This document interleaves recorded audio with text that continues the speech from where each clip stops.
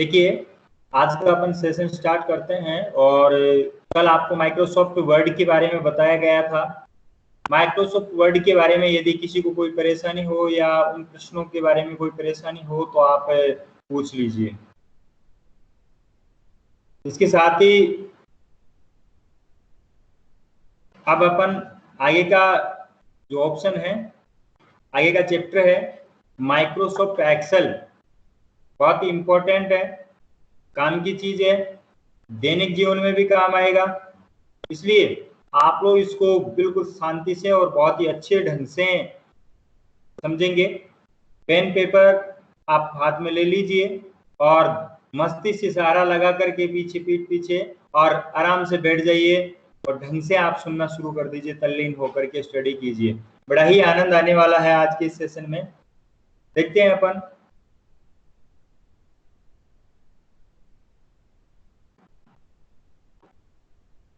Microsoft Excel जो है एक माइक्रोसॉफ्ट ऑफिस का ही पार्ट है। जैसे कि वर्ड के बारे में बताया गया था, सेम एज वैसे ही है। माइक्रोसॉफ्ट एक्सेल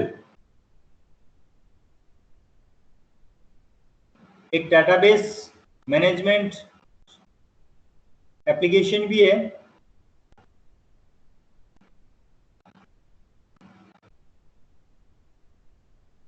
ट्वेल्व चैप्टर है, असेसमेंट 12 के लिए है माइक्रोसॉफ्ट एक्सेल।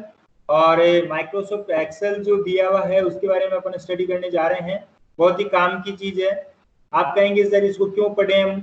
इसलिए पढ़ें कि अपने दैनिक जीवन में इकोनॉमिक कंडीशन के लिए और काउंटिंग करने के लिए, मैनेजमेंट करने के लिए रुपीज, अपने करेंसी जो सबसे बड़ा धन है, रुपए के लिए अपन दौड़ते भागते हैं, उसी की काउंटिंग के लिए, उसी गणना के लिए हमें ये जरूरी होता है। आपका जो भी कैलकुलेशन होती है करीब करीब आपके एक्सेल के अंदर होती है। आप जो भी कोई काम करते हैं सारे के सारे काम इसी में संभव हो पाते हैं। कि सर कौन कौन से काम होते हैं? देखिए, इसमें काम होते हैं जैसे आपने ऑनलाइन फॉर्म भर दिया और उसकी जो भी ऑनलाइन फॉर्म भर दिया और ऑनलाइन एग्जाम दे रहे हैं, या फिर आपने एग्जाम दे दिया कोई भी 10th-12th का, या उसके बाद में आपके जो अंक हैं, ऑब्टेन मार्क्स हैं, प्राप्त अंक हैं, उनकी गणना भी एक्सेल के अंदर ही होती है। तो एक्सेल के अंदर जो है आपकी जो गणनाएं होती है, उन गणनाओं के आधार पर आपको मार्क्स मिलते हैं और उसी में कैलकुलेशन संभव हो पाती है। जोड़ बाकी गुणा भाग की प्रक्रियाएं इसी के अंदर होती है। देखते हैं कैसे है। क्वेश्चंस के आधार पर अपन कुछ समझने की कोशिश करते हैं, हालांकि पूरा समझ में नहीं आएगा, लेकिन फिर भी मैं कोशिश करूंगा आप लोगों को कुछ समझाने की। और उसके साथ ही जैसे ही माइक्रोसॉफ्ट एक्सेल के बारे में अपन स्टडी करेंगे तो उस समय आपको बड़े डिटेल से इसके बारे में समझाया जाएगा। पहला प्रश्न है, स्क्रीन पर इमेज देखें। यह आपको इमेज दिख रही है, इस इमेज को देखें। अक्षर की गिनती के लिए आप सी स्तंभ कॉलम सी में कौन सा सबसे उपयुक्त फॉर्मूला लगा सकते हैं? भाई, इसमें कितने अक्षर हैं? इसमें इसी स्तंभ में देखो, सबसे पहले बात तो यह है कि सर ये स्तंभ क्या होता है, कॉलम क्या होता है, इसके बारे में बता दीजिए। देखो, कल मैंने टेबल के बारे में बताया था, ठीक इसी प्रकार से एक ये टेबल है। और रो और कॉलम मैंने आपको बताए थे, ये कॉलम है, यानी कि येलो येलो जो पार्ट बना हुआ है, यानी कि ऊपर से लेकर के नीचे की ओर जो जा रहा है, खड़ी लाइन जो बन रही है, इसके बीच का पार्ट पूरा का पूरा कहलाता है कॉलम। सर ये बी वाला क्या कहलाता है? बी वाला भी कॉलम ही कहलाता है, ए वाला भी कॉलम ही कहलाएगा। इधर वाला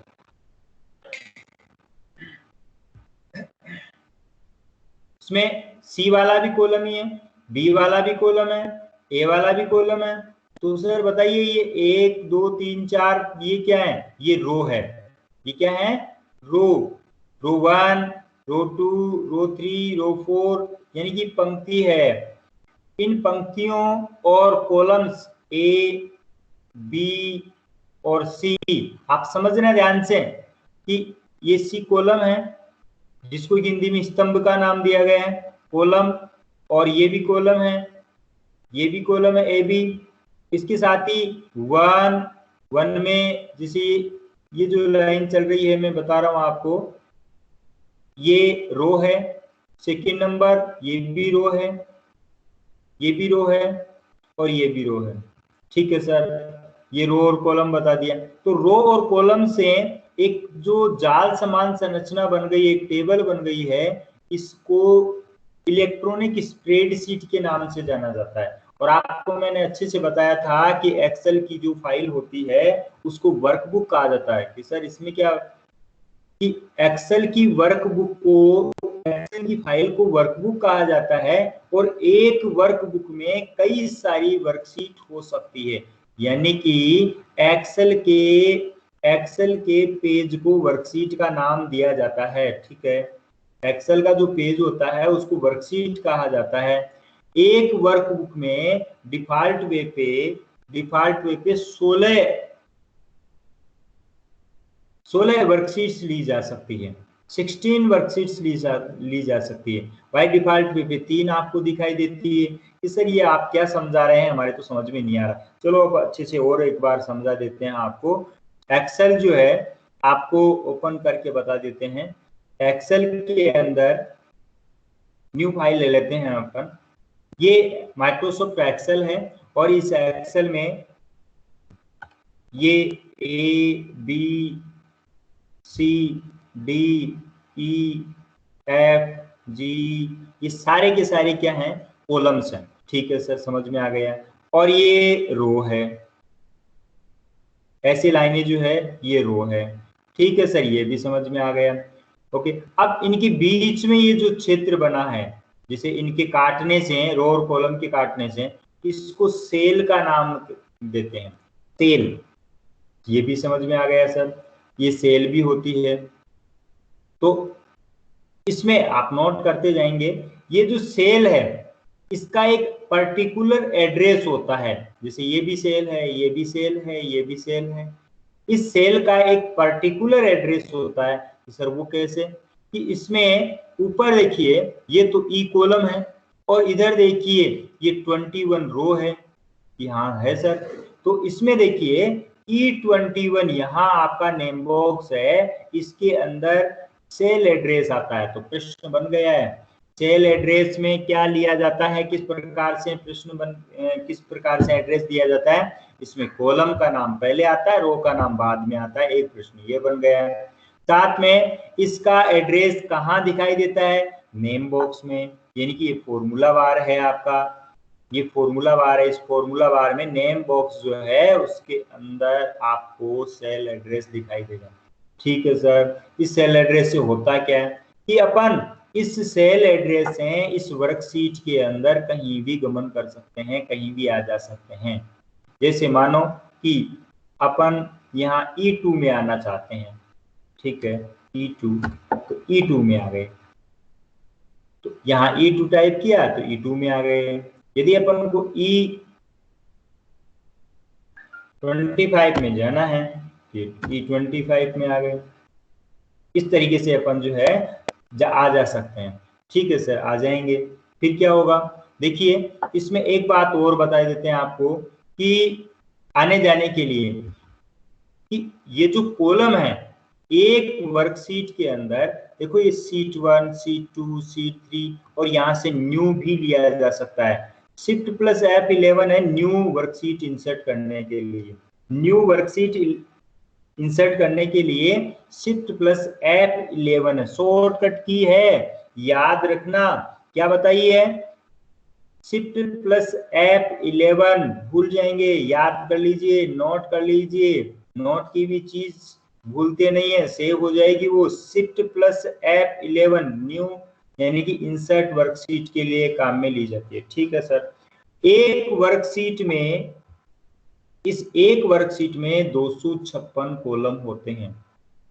ये 256 कॉलम है, और इधर 65,535 रोज होती है। 256 कॉलम है, और ये 65,535 रोज होती है, ये पंक्तियां होती है। ठीक है सर, 65,535 पंक्तियां होती है। इसके बारे में और इनको मल्टीप्लाई कर लेंगे तो आपको ये सेल्स की संख्या भी आ जाती है लाखों करोड़ों के अंदर। इतना डाटा एक सीट के बारे में है ये जानकारी। इसके अंदर अपन कोई भी फॉर्मूला यदि टाइप करते हैं, आपको भी बताया जाएगा, तो पहले इक्वल साइन लगाया जाता है और फिर उसके बाद में कोई भी फॉर्मूला टाइप किया जाता है। अभी मैं आपको बताऊंगा, आगे का प्रश्न देखते हैं, उसके बाद में आपको ये सब बातें समझ में आएगी। इसी में आपके लिखा हुआ है कि स्क्रीन पर इमेज देखें अक्षर की गिनती करने के लिए। भाई जो इसे बी कॉलम में लिखा हुआ है उसकी गिनती करने के लिए, काउंटिंग करने के लिए किस पर कौन सा फॉर्मूला लगाया जाता है। चलो देखते हैं, इसको भी प्रैक्टिकल करके देख लेते हैं। अपन बुक वन में अपन वापस चलते हैं और मैं यहां नोट कर देता हूं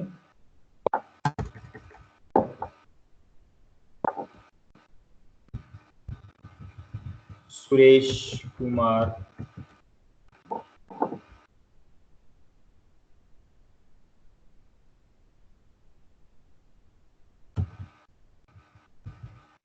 साहिल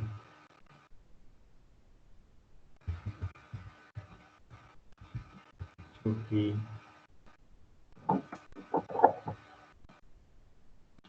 और ये मोटे। ठीक है, ये मैंने टाइप कर दिया। अब मैं यहाँ एक फॉर्मूला लगाना चाहता हूं कि इस बी कॉलम में मैंने जो टाइप किया है उनमें संख्या कितनी है, अक्षरों की संख्या। तो इसके लिए इक्वल साइन, अभी मैंने बताया था कि कोई भी फॉर्मूला टाइप करते हैं उससे पहले बराबर का चिन्ह लगाते हैं। महत्वपूर्ण प्रश्न है, लिख लीजिए इसको कि प्रत्येक फॉर्मूला से पहले, प्रत्येक सूत्र लगाने से पहले एक्सेल में क्या लगाया जाता है, बराबर का चिन्ह, जो इक्वल साइन है उसको लगाना होता है, इक्वल साइन। फिर LEN एक फॉर्मूला है, LEN, और फिर इसके अंदर यहाँ B3 है, सेल का एड्रेस लगा रहा हूं, एंटर दिया मैंने, तो इसमें कह रहा है कि 12 लेटर्स हैं इसके अंदर, काउंट करके बता दिया इसने 12 है क्या इसमें, देखते हैं। 5 और 5 10, और इसके बाद में इसमें स्पेस भी है, इस विद स्पेस जो है ना, एक लास्ट में स्पेस है एक पहले स्पेस है, ये सारे काउंट करके इसने क्या किया है 12 काउंट कर लिया। देखिए कम होता है क्या, अपन यहाँ से एक कम कर देते हैं और अब देखते हैं 11 हो गए हैं। यहाँ से लास्ट में भी एक स्पेस लगा हुआ है, इसको भी कम कर देते हैं और फिर एंटर कर देते हैं, तो 10 हो गए हैं, यानी कि आपके इसके अंदर 10 हो गए। इसके बाद में देखिए यहाँ इसमें 0 है, इसमें 5 है, इसमें 6 है, इसमें 4 है। उम्मीद है आप लोगों को बहुत प्यारे ढंग से समझ में आ गया है ये। तो अब अपन चलते हैं आगे के ऑप्शन के लिए, आगे के प्रश्न पे। तो ये कह रहा है कि इसमें कौन सा फॉर्मूला उपयुक्त रहेगा, तो ये वाला फॉर्मूला रहेगा। ये फॉर्मूले आपको समझाए जाएंगे बहुत ही अच्छे से, आप समझेंगे आगे जब क्लास होगी तब। एक्सेल 2003 का एक्सटेंशन एक्सेल 2007 और एक्सेल 2010 फाइल है। एक्सेल 2003 का एक्सटेंशन, एक्सेल 2007 का एक्सटेंशन और एक्सेल 2010 का एक्शन। सर हमारे तो कुछ ही पल्ले नहीं पड़ा। हाँ मैं भी यही समझ रहा हूँ कि आपके कुछ ही पल्ले नहीं पड़ा, हम आपको अच्छे से समझाई देते हैं। क्या है एक्सेल 2003, ये क्या है भाई, एक्सेल का वर्जन है। आपने देखा होगा, सुना होगा, और आपके घर में भी ऐसा होगा क्या कि आप कोई भी गाड़ी व्हीकल अपने घर में खरीद के लाते हैं तो उसका मॉडल नंबर देखा होगा कि ये 2010 में खरीदी है, ये 2015 में खरीदी है, 2017 में खरीदी है, तो उसका एक वो मॉडल नंबर है कि ये इस वर्ष की जनरेशन है, या इस वर्ष का इसका उद्गम है, स्टार्टिंग है। जैसे अपन भी तो एक यूं समझ लीजिए कि अपना कौन सा वर्जन है, अपना कौन सा मॉडल है। किसी का जो है 2000 का मॉडल है, किसी का 2001 का मॉडल है, किसी का 2004 का मॉडल है, किसी का 96 का है, किसी का 95 का है। जो मॉडल है इट मीन्स जो वर्जन है, संस्करण है, उसको अपन देखते हैं। तो यहाँ एक्सेल 2003 का मतलब है 2003 एक संस्करण है, जो एक्सेल का प्रारूप है, एक एप्लीकेशन है, उसका नाम दिया गया है एक्सेल 2003। ठीक है, फिर एक्सेल 2007 नाम दिया गया है। ठीक है सर, इसके बाद में आया होगा, बिल्कुल सही कह रहे हो आप कि 2007 2003 के बाद में ही आया था। ठीक है सर, समझ गए। तो फिर एक्सेल 2010 तो 2007 के बाद में आया होगा, बिल्कुल ये भी सही कह रहे हो आप कि एक्सेल 2010 से एक्सेल 2007 के बाद में आया था। ठीक है सर, समझ गए ये तो कि ये एक्सेल के वर्जन है, इसकी एप्लीकेशंस हैं, ये इसके बाद में अपडेशन आता रहता है। जैसे अलग अलग आपके मोबाइल्स का एक्सटेंशन होता है, जैसे जियो 1 है, 2 है, 3 है, या इसका जो भी वर्जन आता है XYZ, इसी प्रकार से। तो इसका एक्सटेंशन नाम क्या है? अब सर ये एक्सटेंशन शब्द भी बता दीजिए, ये इतना बता दिया तो ये एक्सटेंशन का मतलब होता है इसकी पहचान, यानी कि अपनी जो फाइल होती है, वर्ड की फाइल का एक्सटेंशन नेम .doc होता है, DOC। और एक्सेल की जो फाइल होती है उसका होता है XLS।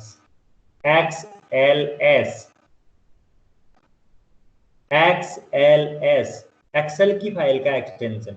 मतलब ये है कि एक्सेल की फाइल को पहचाने कैसे, एक्सेल की फाइल को पहचानने के लिए हमें कोई भी फाइल का नाम होता है उसके बाद में .xlx लगा हुआ मिलता है। तो ऐसे में आप क्या समझेंगे, ये प्रश्न पूछ रहा है कि 2003 का एक्सटेंशन, 2007 और 10 का एक्सटेंशन क्या है। तो XLS, XLSX नहीं,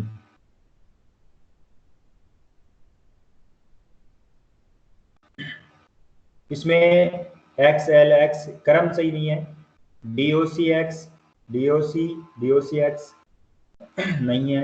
XLS, XLSX और XLSX, यानी कि 2003 जो वर्ड था, एक्सेल था, इस एक्सेल का extension name XLS, S for Singapore, ये वाला है। तो इस क्रम को, और 7 और 10 का सेम ही है, तो इसको आप याद रखना, यानी कि 2003 को आप अलग कर लेना, XLS ही है, और 7 और 10 में X और लग गया है, तो आप इस तरीके से याद कर सकते हैं इसका एक्सटेंशन नंबर।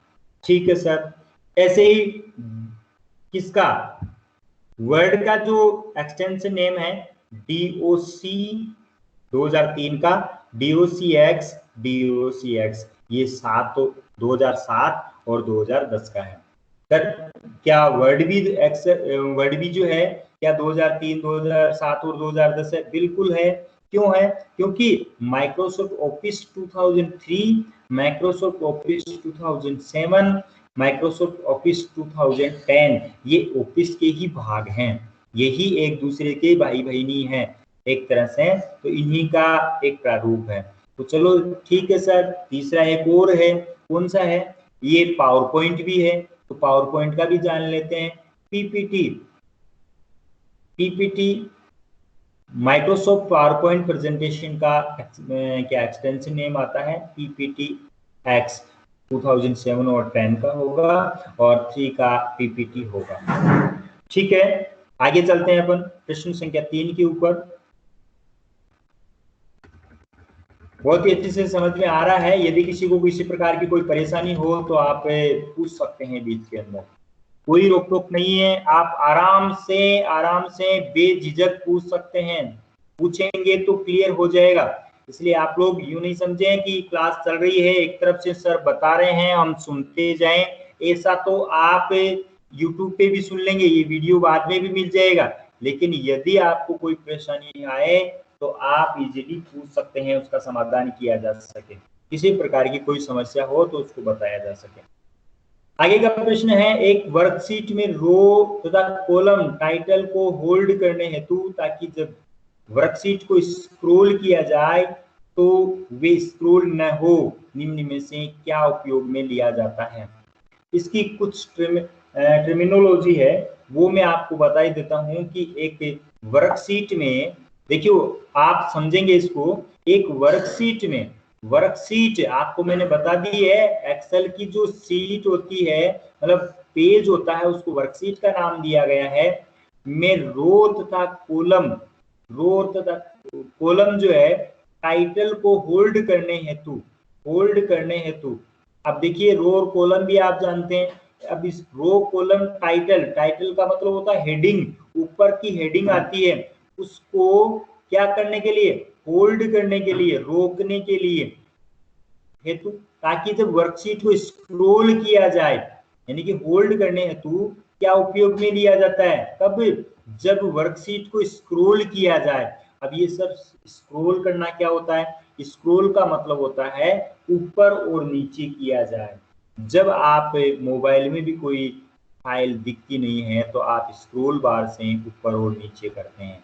यहाँ भी आप देखते हैं कि मैं इसको फाइल को ऊपर और नीचे करता हूँ, क्योंकि ये इसमें 2 या 3 क्वेश्चन ही दिखाई दे रहे हैं। जब नहीं दिख रहे होते हैं तो आगे के प्रश्न के लिए मुझे स्क्रॉल करना पड़ता है। ठीक है सर, ये समझ में आ गया कि स्क्रॉल करना क्या होता है, इसको फाइल को ऊपर और नीचे करके देखना स्क्रॉल करना कहलाता है। ठीक है, समझ में आ गया। अब आप बताइए होल्ड करना क्या होता है। मतलब होल्ड क्या है, रोकना, टाइटल को रोकना। यानी कि जब आप यहाँ इस फाइल को ऊपर और नीचे करें, स्क्रॉल करें, तो स्क्रॉल करते समय आप लोग क्या करें, ये ऊपर का कॉलम और हेडिंग जो है वो स्क्रॉल नहीं हो।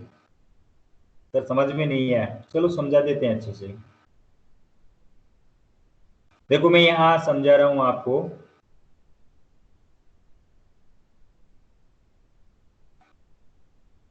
न्यू फाइल है, इस न्यू फाइल के अंदर मैं यहां ले लेता हूं सीरियल नंबर, नेम, और यहां काउंट नंबर ले लिया मैंने। ठीक है, ये काउंटिंग नंबर है। अब मैं यहाँ कुछ लिखता जा रहा हूँ।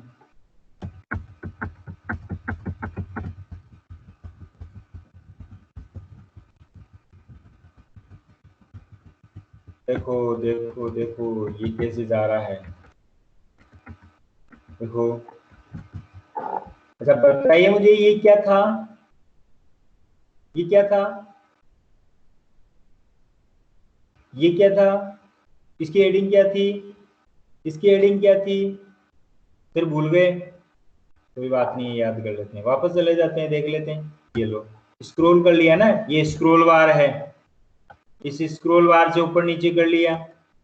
ठीक है सर, कर लिया। अब इसको, इस स्क्रॉल बार को जब अपन ऊपर नीचे करते हैं तो ये हेडिंग जाए नहीं, ये हेडिंग बनी रहे, और ये मैटर तो ऊपर नीचे हो जाए। कि सर ये रोकेंगे तो ये नीचे वाला कैसे जाएगा। अब देखिए यही तो कमाल की बात है, यही तो पूछना चाहता है, यही तो ट्विस्ट है, यही तो बात है। क्या है, फ्रीज पेन्स नाम से एक ऑप्शन है, जो कहाँ है आपका, फ्रीज पेन्स।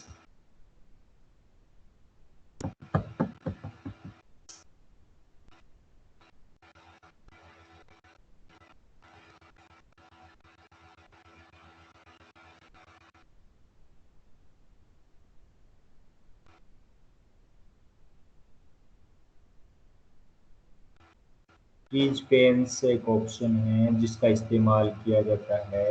1 मिनट।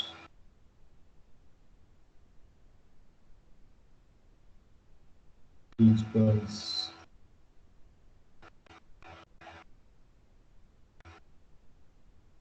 अगर आपको भी नहीं मिल रहा है, कई बार क्या होता है कि थोड़ा सा, ये बेटा आपका फ्रीज पेन्स व्यू के अंदर है, मैंने ये कर लिया और फ्रीज पेन्स पे जाकर के फ्रीज पेन्स कर दिया। देखो सर ये क्या हो गया, इतना मैंने फ्रीज कर दिया। मैं आपको इसको फ्रीज करना चाहता हूँ, केवल और केवल इसको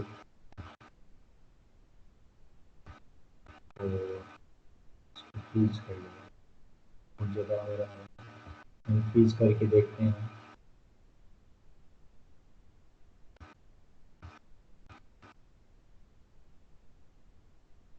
ठीक है, हो गया।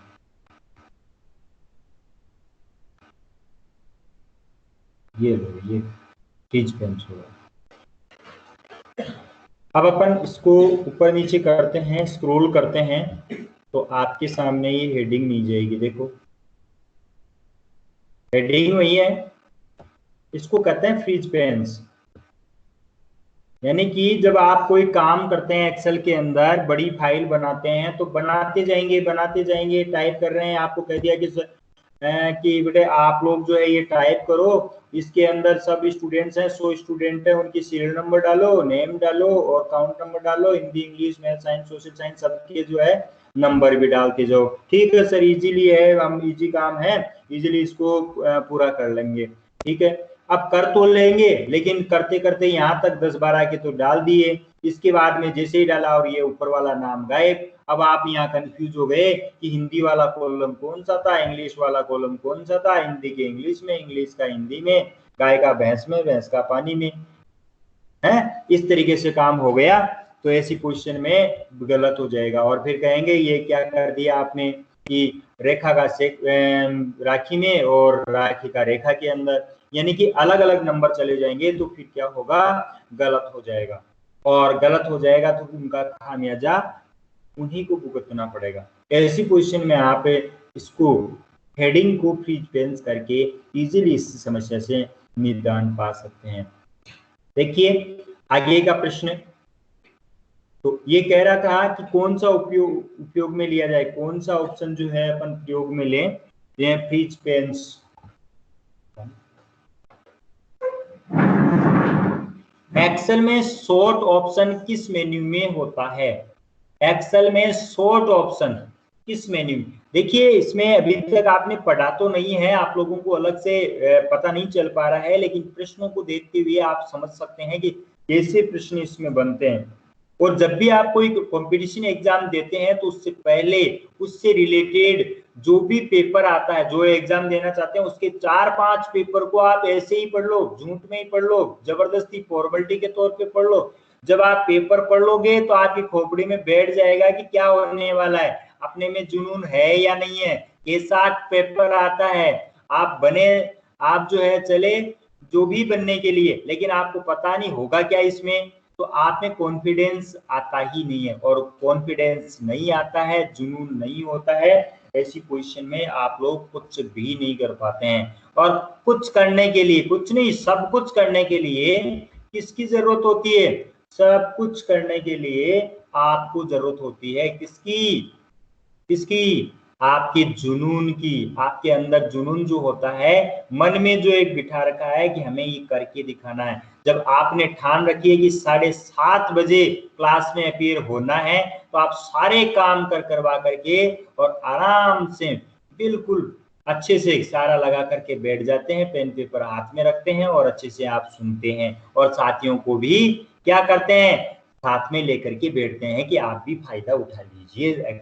ये कंप्यूटर की क्लास चल रही है, कंप्यूटर के बहुत ही अच्छे से एक सर बताते हैं कंप्यूटर के अंदर, तो आपको फ्री ऑफ कॉस्ट समझा रहे हैं, तो आप भी फायदा ले लीजिए, बहुत अच्छी बात है।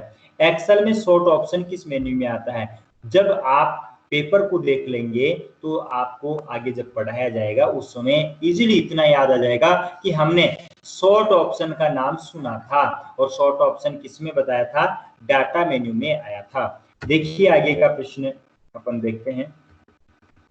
स्क्रीन पर इमेज देखें। अपेक्षित परिणाम के लिए आप सेल सी के अंदर सेल C2 में कौन सा सबसे उपयुक्त फॉर्मूला लगा सकते हैं?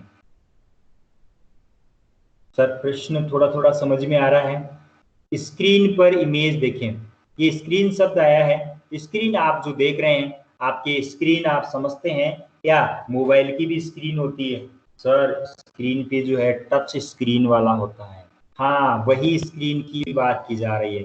स्क्रीन पर इमेज देखें, इमेज का मतलब आप जो चित्र देख रहे हैं, ये वाला चित्र जो है उसको अपेक्षित परिणाम के लिए, अपेक्षित का मतलब जो दिया गया परिणाम है, ऐसा परिणाम प्राप्त करने के लिए, जैसे ये जो C2 सेल है, इसमें B2 क्या सर? ये B2 क्या बोल रहे हो? कोई नाम होता है बिट्टू? नहीं, बिट्टू वाला नाम नहीं है। यहाँ B कॉलम है और 2 रो है, यानी कि इस सेल का नाम है। इस सेल का नाम क्या है? B2 है। इस सेल का नाम है C2। समझ गए सर? आपने अभी भी बताया था, बिल्कुल आपको अच्छे से याद है, धन्यवाद की पात्र आपको याद है तो। अच्छा, इसमें देखिए कि C2 है, ऐसा परिणाम प्राप्त करने के लिए हमें क्या फॉर्मूला टाइप करना होगा? इस जगह अपन क्या फॉर्मूला टाइप करें? देखो इसमें लिखा हुआ है रमिता टाक, RAMITATAK, ये लिखा हुआ, और अपन को लिखना है एटाक। यहां प्राप्त हो जाए अपन को एटाक। ऐसा क्या फॉर्मूला लगाएं कि इसका लास्ट का अक्षर आ जाए, यानी कि इसमें 1 2 3 4 5 अक्षर के बाद का जो स्टार्ट हो जाए, बाकी आ जाए। तो उसके लिए क्या करेंगे? इसमें फॉर्मूला लगाया है इक्वल राइट B2, 5। सर समझ में नहीं आया, चलो समझा देते हैं। इसमें यहां मैं फॉर्मूला लगा रहा हूं, यूं समझ लीजिए, अपन वही टाइप कर लेते हैं। सर छोटा छोटा दिखता ही नहीं है, लो बड़ा कर देते हैं।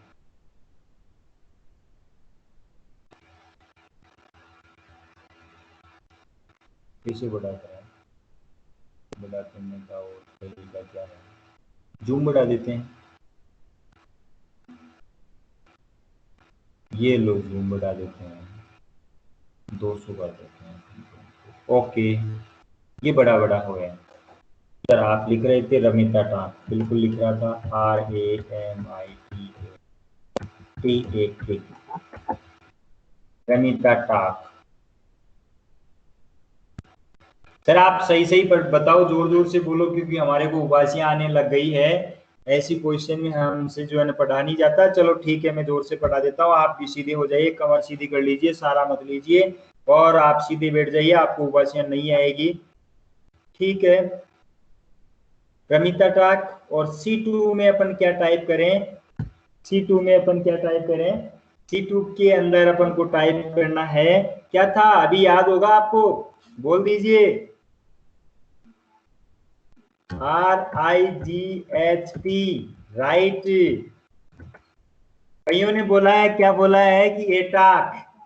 अबे नहीं, एटाक नहीं लिखना है यहाँ, एटाक लिखेंगे तो फिर ये क्या करेगा कंप्यूटर? राइट B2, 5 और क्लोज कर दीजिए। ओके, किसी की आवाज आ रही है? कोई बोल रहे हैं? कोई परेशानी हो तो बताइए। एटाक देखिए, वैसा का वैसा ही आ गया है। कैसा आ गया है? जैसा आपने उसमें देखा था। अच्छा सर, आपने यहाँ वैसा का वैसा ला दिए, अपन इसमें कोई फेरबदल कर सकते हैं? बिल्कुल कर सकते हैं। देखिए इसमें 5 की जगह अपन 4 करके देखते हैं। ये लो 4 कर दिए तो क्या होता है? एंटर दीजिए तो क्या हो गया? टाक आ गया। 4 करेंगे तो पीछे के राइट के 4 अक्षर ही आएंगे, यानी कि लास्ट के एक इसमें स्पेस है और 3 अक्षर आ गए।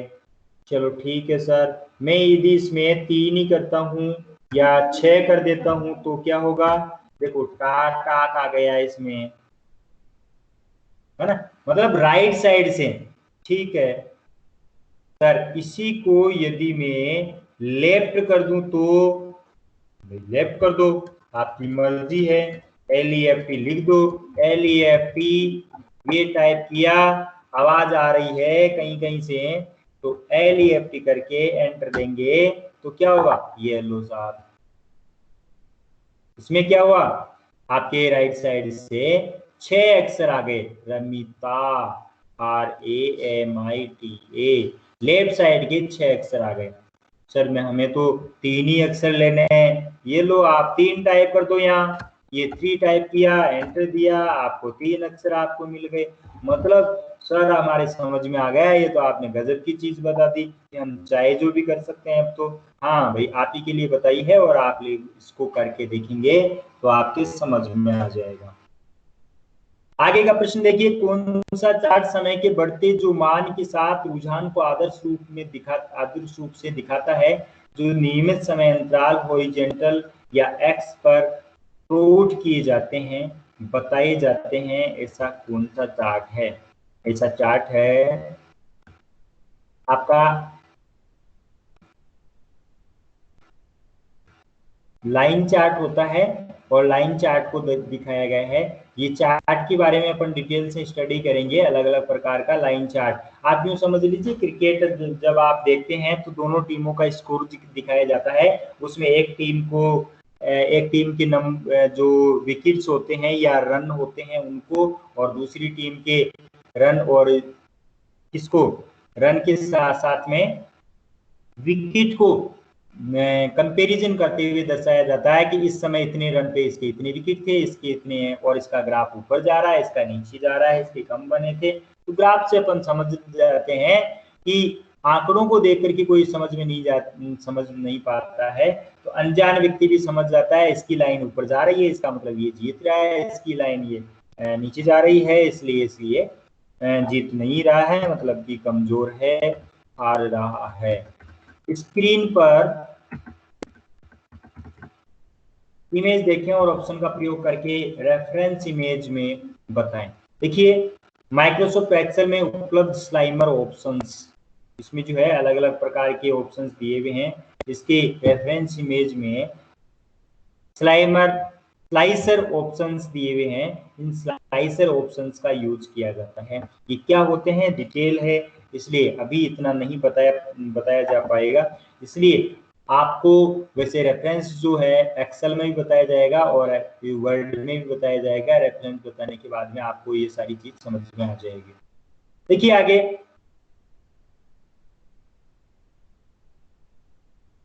स्क्रीन पर इमेज देखें।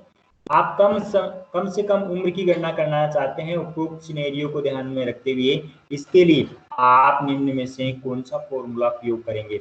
इसके लिए minimum formula, minimum C2 C7 यानी कि रेंज को लिया गया है, C2 से C7 तक मिनिमम फॉर्मूला आप यूज करेंगे और मिनिमम फॉर्मूले का यूज कर पाएंगे। देखिए, अभी आपको मैंने एक फॉर्मूला बताया था, सेम एज वैसे ही फॉर्मूले का यूज किया जाता है, और इसके क्या मायने होते हैं इनकी डिटेल अपन एक्सेल क्लास में समझ पाएंगे। आगे देखिए, अभी फिलहाल आप इतना समझ लीजिए कि ये प्रश्न दिया हुआ है और उसका आंसर ये इस तरीके से है। इसके बाद में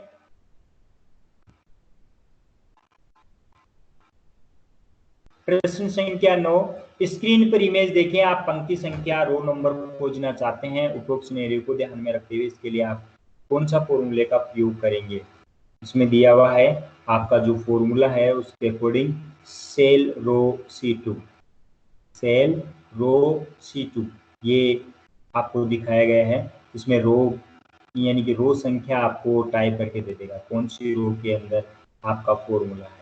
इस तरीके से अलग अलग फॉर्मूले हैं, हर एक प्रकार के फॉर्मूले हैं। फॉर्मूले का पूरा आपका मेन्यू है, उस मेन्यू में अपन फॉर्मूले देखेंगे और बहुत ही प्यारे ढंग से समझ पाएंगे।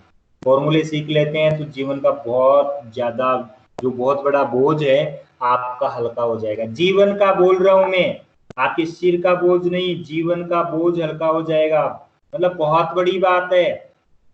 आपको फॉर्मूले समझ में आ जाएंगे तो आपकी गणित जो है बहुत इजी हो जाएगी और बहुत सारे काम इजीली कर लेंगे। सर इतना काम भी इजीली कर सकते हैं क्या? हमें पहले बताते तो हम जो है इस पढ़ाई के चक्कर में न पड़ के केवल और केवल कंप्यूटर ही पढ़ लेते, और कंप्यूटर पढ़ करके आज हम जो है बहुत प्यारे ढंग से अच्छे से कमाई कर लेते। कोई बात नहीं, अब स्टार्ट हो जाइए। अब क्या हो गया, स्क्रीन पर इमेज देख करके ये वाला आपको, हाँ आप अधिकतम आयु की गणना करना चाहते हैं, उपरोक्त सिनेरियो को ध्यान में रखते हुए इसके लिए आप निम्न किसमें से कौन सा फॉर्मूला, यानी कि अधिकतम के लिए मैक्सिमम सिनेरियो यूज में लेंगे। क्या होता है सिनेरियो? जो आपके सामने एक इमेज रखी हुई है, इसके बारे में बताया गया है। निम्न एक्सेल टूल्स में से कौन सा टूल एक अंतिम परिणाम से किसी अज्ञात ऑब्जेक्टिव वैल्यू की गणना करने के लिए काम करता है? गोल सीक ऑप्शन काम में लिया जाता है। अज्ञात ऑप्शन के लिए इसका प्रयोग किया जाता है। क्या है गोल सीक और क्या इसके मायने हैं, इनके बारे में भी आपको बड़ी डिटेल से समझाने की आवश्यकता होगी। तो इससे पहले आपको एक्सेल के कुछ ऑप्शंस हैं वो समझना जरूरी है। उन सबको समझाने के लिए आपको बहुत सारे टाइम की जरूरत होगी, इसलिए आप इतना याद रखिए कि अभी इस प्रश्न का उत्तर गोल सीक रहेगा। आगे प्रश्न दिया हुआ है, स्क्रीन पर इमेज देखें, आप सिर्फ जीरो से बड़ी संख्याएं ही जोड़ना चाहते हैं। सिनेरियो को ध्यान में रखते हुए आप इसके लिए कौन सा फॉर्मूला यूज करते हैं? अब आप समझेंगे कि एक्सेल क्या है। फॉर्मूला है, गणित के काम होते हैं, गणितीय गणनाएं जो होती है वो सारी की सारी इसमें होती है, एक्सेल में होती है। स्टॉक बैलेंस, ये सारे के सारे, तो इसमें सम इफ एक फॉर्मूला है, सम इफ इसका यूज किया जाता है। सम इफ फॉर्मूले को भी आपको बड़े ही अच्छे ढंग से, सम है और इफ कंडीशंस हैं, सारी की सारी आपको बताई जाएगी। सम इफ का एक बड़ी नेस्टेड कंडीशन है, इसको इस फॉर्मूले को आपको बताया जाएगा। बहुत ही आनंद आने वाला है और बहुत ही प्यारा ऑप्शंस हैं। इनको जब आप एक्सेल सीखें तो उसमें अच्छे से सीख के जाएं और क्लास कंटिन्यू रखना। एक दिन भी आपने ब्रेक कर दिया क्लास को तो आपके समझ में नहीं आएगा। स्क्रीन पर इमेज देखें, अगर आप सेल F15 में फॉर्मूला सम E2 E32 E14 कॉपी करते हैं तो क्या करना होगा? सेल रिजल्ट होगा सम F32 F14, यानी कि इसका रिजल्ट लेने के लिए यहाँ आपको ये फॉर्मूला टाइप करना होगा, यानी कि आपको इससे इसका रिजल्ट आपके सामने आ जाएगा। ठीक है,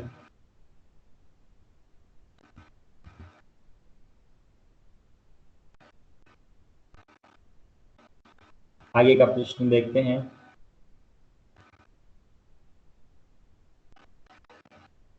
निम्न एक्सेल टूल्स में से कौन सा टूल एक अंतिम परिणाम से किसी अज्ञात ऑब्जेक्टिव वैल्यू की गणना करने के लिए काम में लिया जाता है? ये बता दिया आपको, गोल सीक।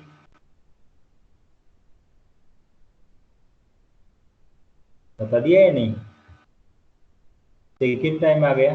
स्क्रीन पर इमेज देखें, आप सिर्फ जीरो से बड़ी संख्या ही जोड़ना चाहते हैं। उपयोग सिनेरियो को ध्यान में रखते हुए इसके लिए आप निम्न में कौन सा फॉर्मूला प्रयोग करेंगे? तो आगे का फॉर्मूला है, इस फॉर्मूले को देखते हुए आप समय ऑप्शन का यूज करेंगे। क्वेश्चन नंबर 13 है, स्क्रीन देखें आप। F15 फॉर्मूला जो है इसकी कॉपी करते हैं तो क्या होता है, इसका सेल रिजल्ट निकल जाता है। मैं आपको रिपीट कर चुका हूँ 2-3 प्रश्न।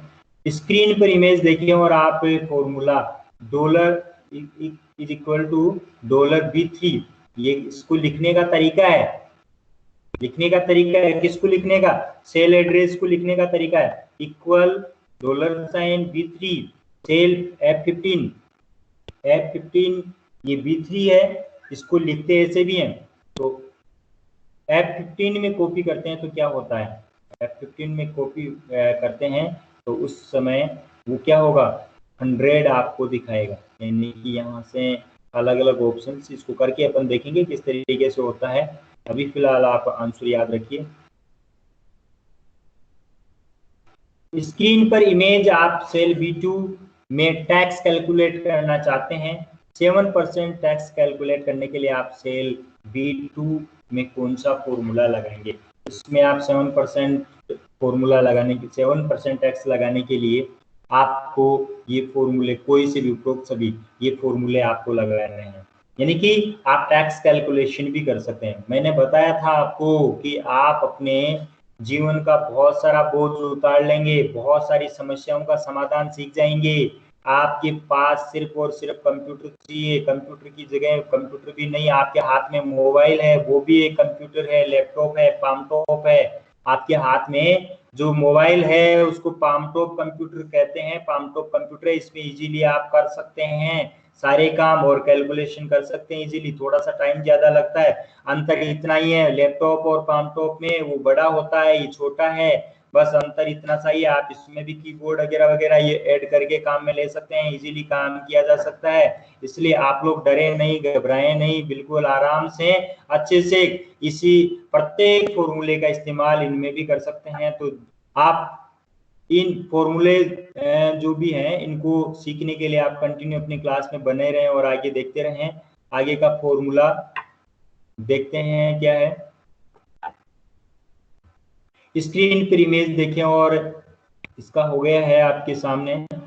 14 15 में अपन चलेंगे, 15 भी हो गया। 16 क्वेश्चन नंबर देखिए। स्क्रीन पर इमेज देखें और अपेक्षित परिणाम के लिए स्तंभ सी कॉलम में कौन सा सबसे उपयुक्त फॉर्मूला लगा सकते हैं। आपको बुरा भी लग रहा होगा कि सर पता नहीं क्या है फॉर्मूला फॉर्मूला फॉर्मूला, लेकिन समझ में ये भी आ गया है कि एक्सेल में फॉर्मूलों से ही काम में होता है, फॉर्मूलों का ही काम होता है। तो आप लोग जब भी कोई काम करें तो उससे पहले समझ में नहीं आए कोई बात नहीं है, घबराए नहीं, डट करके खड़े रहें, लेकिन आपको इतना समझ लेना है कि ये ऐसी समस्याएं आती है, इन समस्याओं का समाधान जब आप सीखेंगे तो बहुत मजा आएगा, बहुत आनंद आएगा। स्क्रीन पर इमेज देखें और अपेक्षित परिणाम के लिए ये परिणाम जो आ रहा है उसके लिए अपन को क्या करना होगा, इसमें लिखना होगा प्रॉपर B2। प्रॉपर B2, तो प्रॉपर B2 जो है एक ऑप्शन है, यदि अपन ने कैपिटल लेटर्स में राइट कर दिया है तो इसको यहाँ इसमें किस ऑप्शन में किस प्रकार से अपन को राइट करना है, यदि इनको प्रॉपर वे पे लिखना है, यानी कि इसमें सेंटेंस के इसको अपन कहेंगे सेंटेंस केस नहीं कहेंगे, वर्ड्स, ईच वर्ड्स जो होते हैं इसमें जो केस होता है अलग अलग सेंटेंस केस होता है, और उसके साथ साथ में जो केस हैं आपके लोअर केस है, सेंटेंस अपर केस है, और capitalise each word toggle case है। कैपिटलाइज ईच वर्ड, प्रत्येक शब्द को आप देखेंगे सर ये क्या लिख दिया आपने, 64 जोगनी रे भवानी, ये क्या है, थोड़े से वो है, एक भजन का नाम है, थोड़ा सा प्यारा सा भजन है, इसलिए इसको लिख रखा है कि इस प्रिंट निकालने के लिए लिया गया था। बहुत ही प्यारा है भजन, तो अच्छा लगा, आपको भी अच्छा लगे तो आप जरूर सुन लेना। खैर देखिए आगे प्रॉपर लेंगे तो इसमें ईच वर्ड कैपिटलाइज हो जाएगा, यानी कि प्रत्येक शब्द का पहला अक्षर कैपिटल हो जाएगा, बाकी छोटे रहेंगे स्मॉल लेटर्स में रहेंगे। ये इस फॉर्मूले का प्रयोग है, इसी प्रकार से फॉर्मूले काम में आते रहेंगे और आप यूज में लेते रहेंगे। आगे देखिए स्क्रीन पर इमेज देखें, अपेक्षित परिणाम के लिए आप सेल C2 में कौन सा सबसे उपयुक्त फॉर्मूला लगा सकते हैं। लेफ्ट B25, यानी कि इसमें ये वाला फॉर्मूला लगा सकते हैं, यानी कि अभी मैंने इसको करके बता दिया था आपको, वही फॉर्मूला है, इसी का इस्तेमाल कर सकते हैं अपन। अभी मैंने राइट का बताया था, पहले प्रश्न राइट का आया था, फिर उसी में लेफ्ट का करके बताया था जिसमें राम आया था, ये वाला 3 करके बताया था। तो उस समय स्क्रीन पर इमेज देखें और आप औसत आयु की गणना करना चाहते हैं तो उपयुक्त सिनेरियो को ध्यान में रखते हुए निम्नलिखित में से कौन सा फॉर्मूला प्रयोग करेंगे। आपके खोपड़े में बिल्कुल और 100% बैठ गया होगा कि एक्सेल एक्सेल एक्सेल मतलब फॉर्मूलों का काम है, गणितीय काम है, मतलब अच्छे से समझ में आ गया है कि गणितीय फॉर्मूले इसका यूज करते हुए गणितीय जो गणनाएं हैं उनको करने के लिए इसका इस्तेमाल किया जाता है। एवरेज निकालने के लिए इसका ऑप्शन दिया गया, ये फॉर्मूला दिया गया है। C2 से C7 तक की जो संख्याएं हैं और इसका यूज कर सकते हैं। आपको पता है एवरेज निकालने के लिए आपको फॉर्मूला सीखा है आप लोगों ने, राशियों का योग बटे राशियों की संख्या, जो आपकी कंटेंट्स हैं उनका टोटल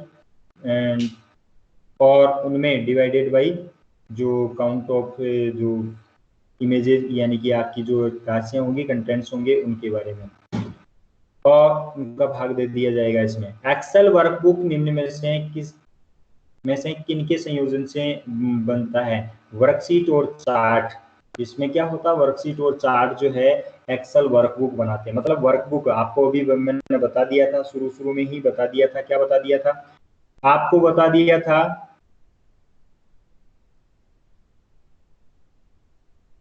आपको मैंने बताया था, क्या बताया था कि एक्सेल की फाइल को किस नाम से जानते हैं? एक्सेल की फाइल को माइक्रोसॉफ्ट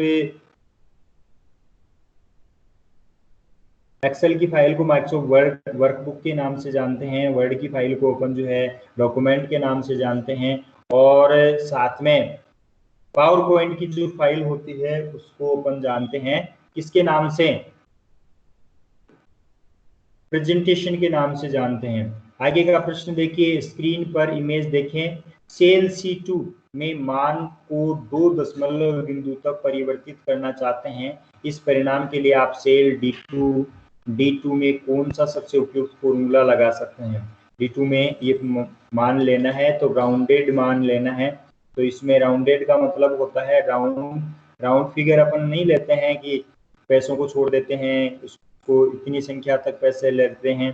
कई बार दशमलव के बाद में 2 संख्याएं लेते हैं, कभी 4 संख्याएं यहाँ लिखी हुई आती है, 2 संख्याएं आती है, 1 संख्या आती है, या इसको पैसों को छोड़ ही दिया जाता है, केवल संख्या आ जाती है। तो यहाँ ये राउंड वाला फॉर्मूला यूज में लिया जाता है। कैसे लिया जाता है इसकी डिटेल जो है आपको एक्सेल क्लास में देखने को मिलेगी।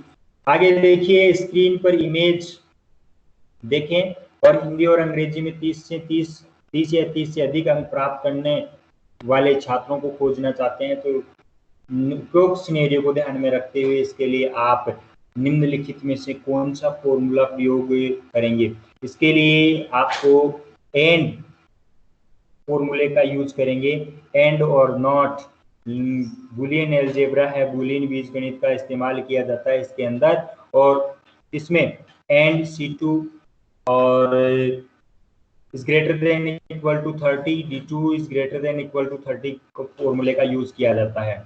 ये था एक्सेल। और एक्सेल थोड़ा सा टफ लग रहा है, टफ है नहीं। यदि आपके माइंड में जुनून है, सीखने की तमन्ना है और आगे बढ़ने का जज्बा है, जुनून है, तो आप इजीली आगे की क्लास से कंटिन्यू करते रहें, आप समझते रहें, आप लोगों को समझ में आ जाएगा। ये 2 चैप्टर आपके सामने और हैं, 2 चैप्टर्स का आप यूज करेंगे तो उसके बाद में क्या होगा, आप इजीली समझ पाएंगे और आप कुछ कर पाएंगे। यदि इस प्रकार से आप कंटिन्यू रहे, बहुत बहुत धन्यवाद के पात्र आप सभी। इन सबको यहाँ क्लास के अंदर आपके समझ में आया, इसके बाद में एक बार आप लोग इसको YouTube से और सर्च करें, इसको सब्सक्राइब भी करें और लाइक भी जरूर करें, ताकि पता रहे कि आप लोग किस प्रकार से हैं, इसको देख रहे हैं, कितने लोग देख रहे हैं। क्योंकि आपकी सबकी हिस्ट्री आप मेरे को पता चलती है कि आप में से कौन कौन स्टूडेंट इसको देख पाते हैं, कौन नहीं देख पाते हैं, इन सब के बारे में जानकारी रहती है। तो आप सभी जरूर देखें इसको, क्योंकि देखोगे, आप जितना देखोगे उतना ही आपके लिए फायदेमंद रहेगा। आपके लिए फायदेमंद रहे, यही सबसे बड़ी कामना है, प्रयास है, और इसी प्रयास में आपकी ये क्लास है। आप लोग सही रहें, कुशल रहें, अच्छे रहें। आपके लिए आज की क्लास का the end. Thank you so much.